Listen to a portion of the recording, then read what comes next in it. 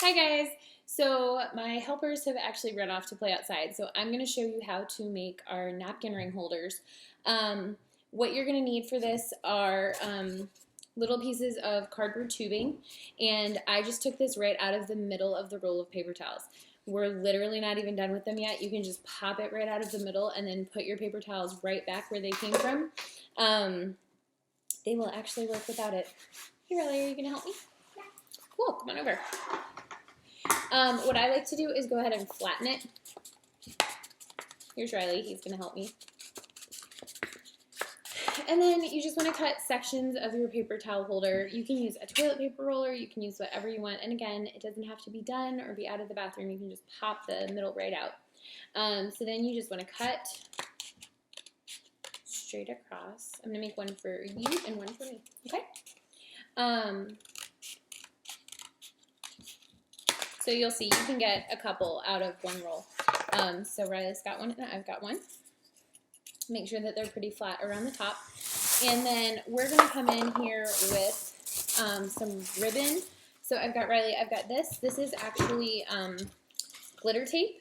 And you can use that and you're going to cut sections and just peel the back off. Or I've got this wide ribbon, which you would wrap around the outside. Or I've got some narrow, like, grosgrain ribbon, and you can do that. You're going to do that one? Okay, so for the wide ribbon, which Riley's using, what you want to do, can I show them really fast? What you want to do is take it and measure around the outside. So I'm going to measure for Riley, and then you're going to want to cut right here, all the way across. So you're going to cut a piece like this. He's going to cut that, and then I'll show you guys how that goes on. If you want to do a little bit narrower of a ribbon, so this is just a regular, like, grosgrain ribbon, if your kids are doing it, what I recommend is that you go ahead and put a little hot glue on the end here and stick that in and then let them do the rest of this. Hot glue works a lot better for holding ribbon on than like an Elmer's glue would. So I'm going to go ahead and pull off a good amount. Okay, are you ready with yours? Yeah. All right, cool. So I'm going to do the same thing for Riley. He's got this all cut. And so what I'm going to do is just put a line of hot glue.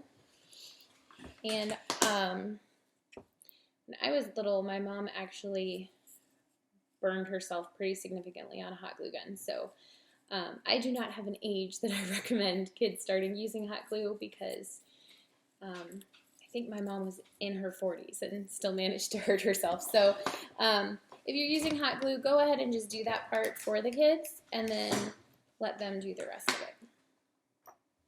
Okay, so I'm going to go ahead and glue this over.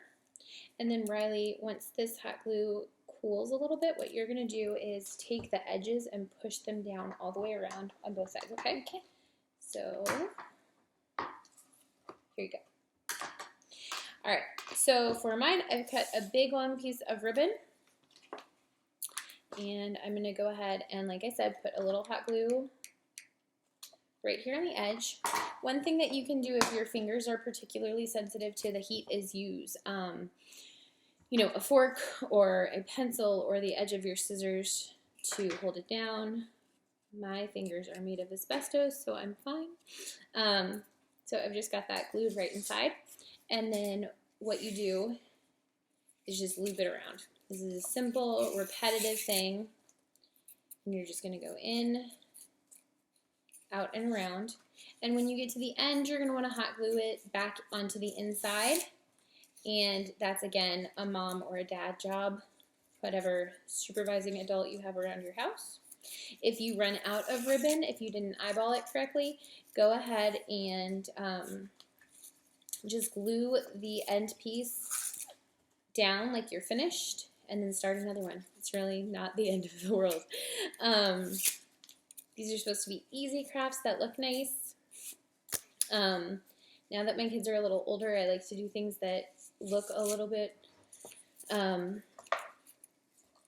guess more like someone did them with intention and less like we threw glitter at a piece of paper and called it a day. So I'm almost back to my edge. How are you doing? Did you get that all folded in? Yep. That looks awesome, buddy. So Riley's got his all folded in, and he's actually gone ahead and added a piece of tape around the edge as a little decorative accent. Okay, so I'm back to the beginning of mine too, and I'm just gonna wrap it up, and this is actually gonna work nicely. So I've got, there we go. I've got a little tail, and I'm just gonna go ahead and put some hot glue gun on it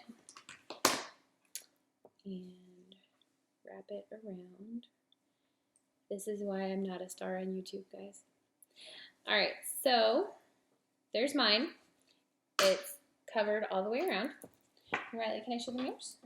Okay, so Riley tucked all of his little edges in, and then he went ahead and did a piece of tape right around the outside. And then what you're going to want to use are any kind of little fall accents that you have. So I've got some that are from the craft store. We've got some faux leaves. I've got these little pumpkin looking things. I've got some pine cones. Your kids can also go outside. Pine cones are fun, and acorns are fun. You can actually paint the acorns too, which is another step to your process. So if you're looking for a craft that goes a little bit longer, that would be a great way to extend it.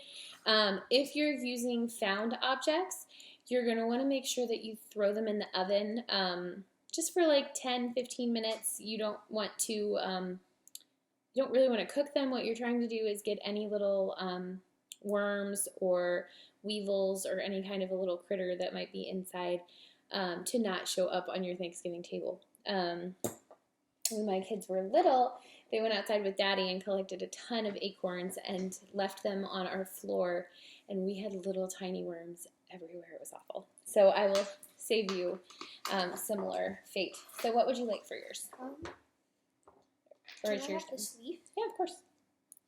Okay, so Riley's going to put a leaf on his. I'm going to do that. Where do you want it to go?